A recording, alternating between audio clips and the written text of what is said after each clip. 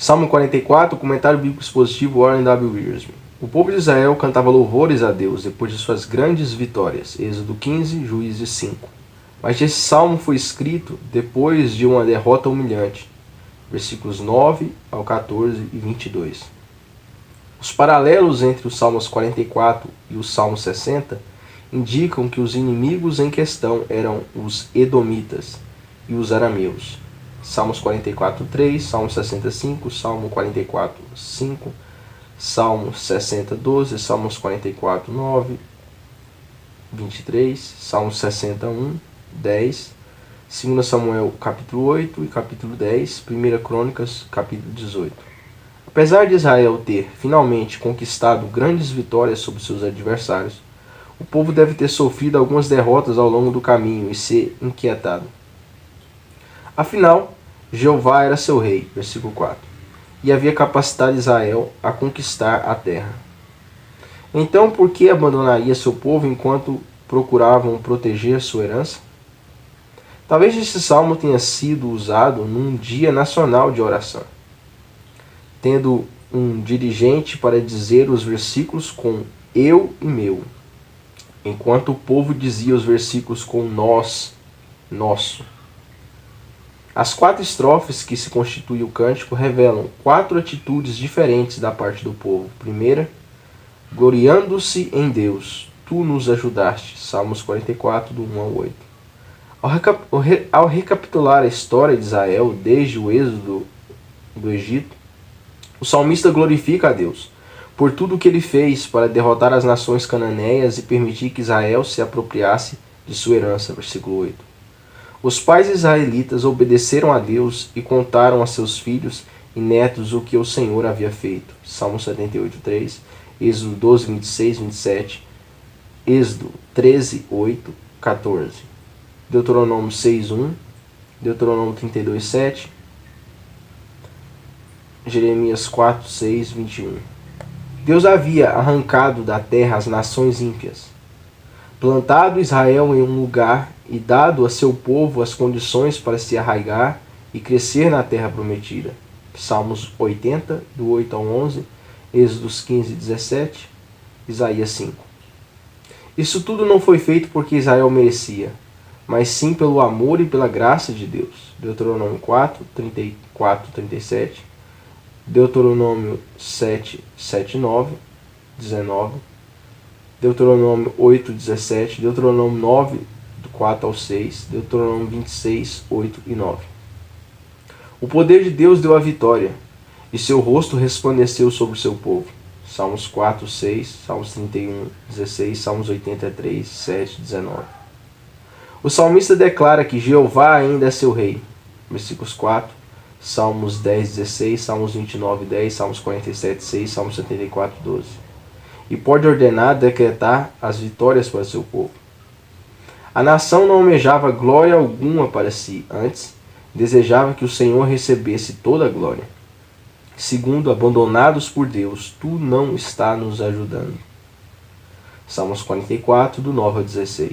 No entanto, o povo está confuso. Se Deus em sua graça havia lhes dado a terra permitindo que derrotasse seus inimigos, por que os havia desprezado nesse momento, deixando que nações idólatras fossem vitoriosas sobre eles? Ao longo de muitos anos, o Senhor havia sido o guerreiro invisível que marchara adiante dos exércitos de Israel e que os havia conduzido à vitória. Jeremias 5, 13, 17, Jeremias 6, 6, Números, Josué 5, do 13 ao 15, Josué 6, 6, Números 10, 35, 2 Samuel 11, 11. Mas então, parecia ter deixado seu povo e abandonado sua aliança. Israel era o rebanho precioso de Deus, Salmos 74, 1, Salmos 77, 20, Salmos 81, Salmos 100, 3, Números 27, 17, Ezequiel 34.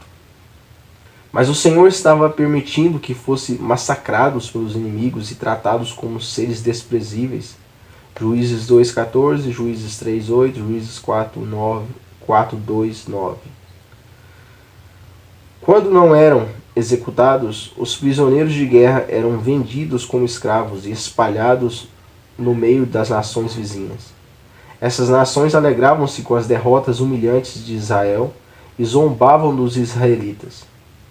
Foi um tempo sombrio para o povo de Deus, que não conseguia entender o que o Senhor estava fazendo.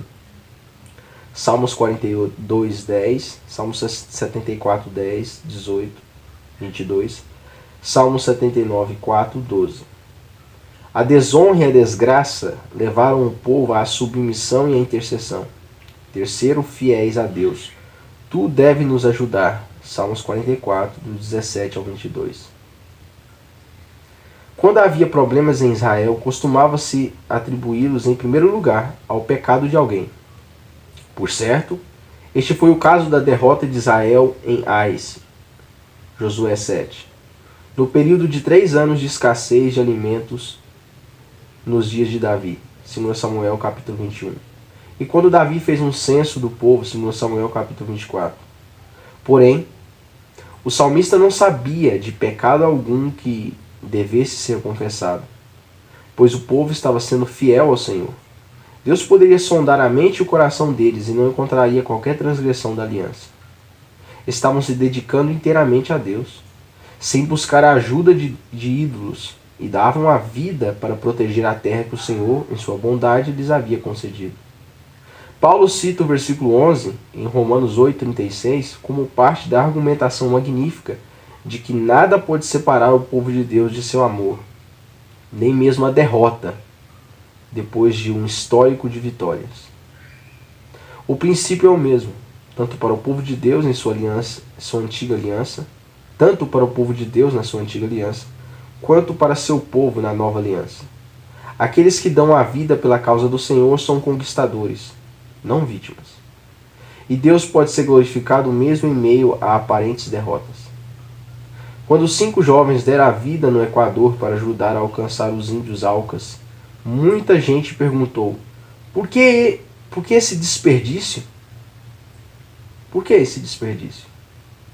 Mas aquilo que parecia uma derrota terrível mostrou-se uma vitória gloriosa, quando muitos jovens de todo o mundo sentiram o chamado de Deus e se consagraram para seu serviço por causa do exemplo deles. A derrota de Israel não significava que Deus amasse menos os israelitas, mas sim que isso acontecesse para cumprir o propósito no qual somente ele tinha conhecimento. Como o martírio de Estevão, em Atos 6, 9, Atos 8, 3. A derrota de Israel deu aos inimigos novas oportunidades de conhecer o Senhor. Saulo de Tarso foi profundamente tocado pela morte de Estevão, Atos 22, do 17 ao 21, o que, sem dúvida, contribuiu para prepará-lo para seu encontro com Cristo na estrada de Damasco. Não importa como sua vida termina, o servo de Deus nunca morre como alguém sem valor algum, pois preciosa é aos olhos do Senhor a morte dos seus santos. Salmo 116, 15. E quarto, confiando em Deus, tu nos ajudarás. Salmos 44, do 23 ao 26. No versículo 23, o salmista usa o nome Adonai, Senhor, para se referir a Deus. Este é um nome que declara que Deus é o Senhor de tudo, inclusive das nações do mundo. Às vezes é traduzido por Senhor Deus, Adonai Jeová, soberano Senhor, 2 Samuel 7, 18 e 20, nova versão internacional. Ele é o Senhor Adonai de toda a terra, Salmos 97, 5, e a terra deve estremecer na presença do Senhor, Adonai, Salmos 114, 7. O salmista chegou a um ponto em que sabia que poderia confiar em Deus para lidar com as derrotas da vida e, por fim, transformá-las em vitórias.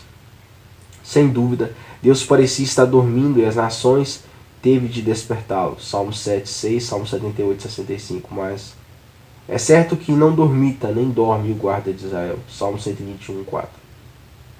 O povo de Israel chegara ao mesmo ponto que Jó, quando disse: eis que me matará, já não tenho esperança, contudo defenderei o meu procedimento, confiarei nele. Jó 13, 15. Nem sempre podemos explicar as tragédias da vida, especialmente aquelas que ocorrem com o povo de Deus. Mas Romanos 8, 28 ainda faz parte da Bíblia. O profeta Isaías nos dá um conselho sábio em Isaías 50, 10. Quem há entre vós que tema ao Senhor e que ouça a voz do seu servo? Aquele que andou em trevas, sem nenhuma luz. Aquele que andou em trevas, sem nenhuma luz, confie em o nome do Senhor e se firme sobre o seu Deus. Podemos parecer ovelhas sendo levadas para o matadouro, mas, aos olhos de Deus, somos mais que vencedores por meio daquele que nos amou. Romanos 8, versículo 37.